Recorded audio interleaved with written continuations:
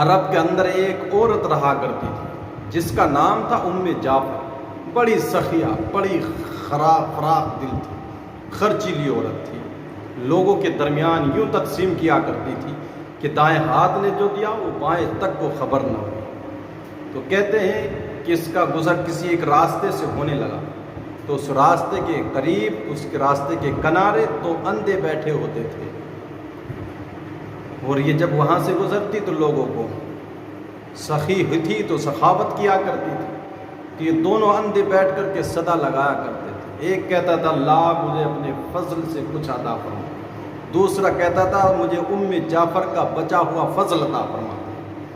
یہ لوگ اسی طرح کی صدا لگاتے ہیں۔ جعفر جب وہاں سے گزرتی ہے تو جو کہتا تھا نا رب مجھے اپنا فضل عطا فرما، تو جعفر اس کو 2 درہم دیتی ہے، اور جو جعفر کا یعنی جو رب کا فضل عطا کر مانگتا تھا تو وہ اس کو 2 درہم دیتی ہے، اور جو کہتا تھا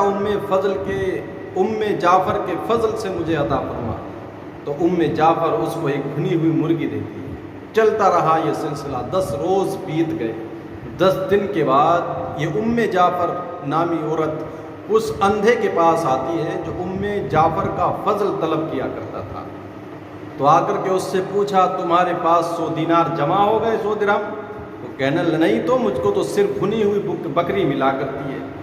اب ہوا کیوں کہ یہ جس کو بھنی ہوئی بکری ملتی تھی یہ دوسرے اندھے کو اس کو 2 درہم میں بیچ دیا کرتا تھا۔ جو رب کا فضل مانگتا تھا اس کو صرف 2 درہم ملتے تھے، جو جعفر کا فضل طلب کرتا ہے اس کو بھنی ہوئی مرغی ملا کرتی ہے۔ جعفر نے پوچھا تیرے پاس 100 درہم ہو گئے؟ کہا نہیں مجھ کو تو صرف بھنی ہوئی بکری ملا کرتی ہے۔ جعفر نے اس کو بتایا کہ میں بھنی ہوئی بکری کے اندر 10 درہم رکھ کر کے دیا کرتی تھی، اور تو 2 درہم میں اس مرغی کو بیچ دیتا تھا۔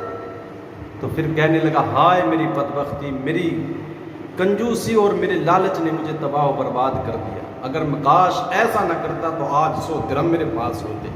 پھر جعفر نے کہا جو رب کا فضل چھوڑ کر لوگوں کے فضل پر جیا کرتے ہیں انہیں اسی طرح سے خسارے اٹھانا پڑے کرتے ہیں، دنیا میں بھی وہ رسوا اور آخرت میں بھی انہیں ذلت و رسوائی نصیب ہوتی ہے۔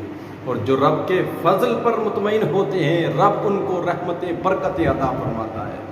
ایسا بہت کم ہی سے ہوتا ہے کہ کوئی فاقوں سے مر جائے، لیکن جو رب کے فضل کے علاوہ بندوں کے فضل کے سہارے زندگی گزارتا ہے پھر کبھی اس کا پوت پورا نہیں پڑتا، وہ ہمیشہ پریشان ہی رہا کرتا ہے۔